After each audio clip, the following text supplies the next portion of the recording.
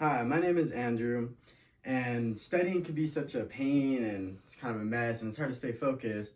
So I'm here to give you some awesome study tips alongside things you want to avoid.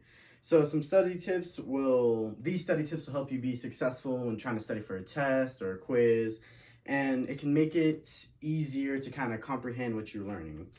And so the first study tip is to use mnemonics. Mnemonics is a saying or a word that each letter has a meaning. For example, this is a hyperkalemia mnemonic for the signs and symptoms, which is murder.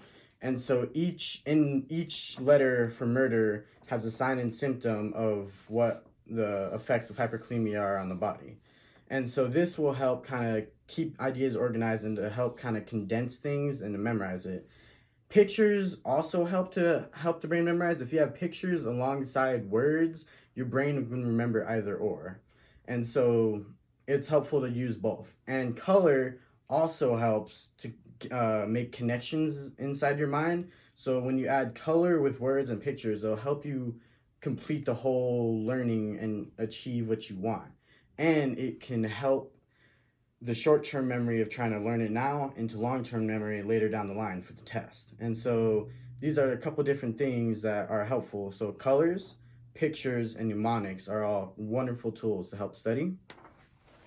And so these are just some things to help memorize. And a lot of people nowadays like to write notes or do things on computers. And I would say to avoid that, because when you have to write it out by hand, it helps kind of process the movement and the idea of what you're trying to learn. And so writing by hand is something better, and you kind of want to avoid using computers or technologies like that. Another useful tool are flashcards or index cards.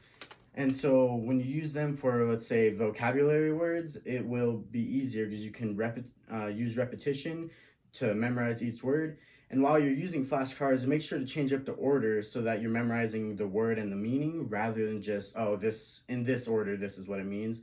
So every now and then kind of mix the order of the flashcards to make sure you actually know the information.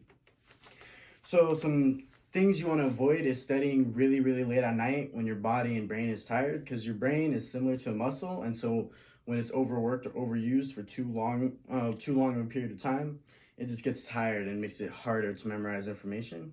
Another thing is to study in bursts of time. So say you study for 30 minutes to an hour, take a 15-minute break, and then continue and repeat. Because if you try to study for 2, 3, 4 hours straight, eventually you're just going to be reading but not comprehending what you're reading.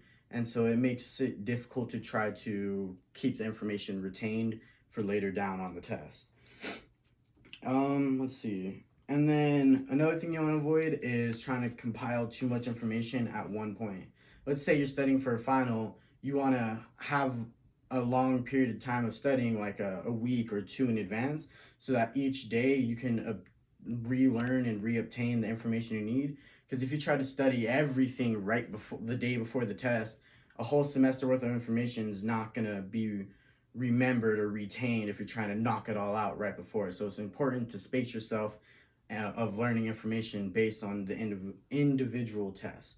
And so I'm gonna show this, my little, I don't know, prop again, just so it'll be easier to kind of see what I mean. And yeah, these are a couple of things to help you study and to keep in mind when you're trying to study for hard college classes. Thank you.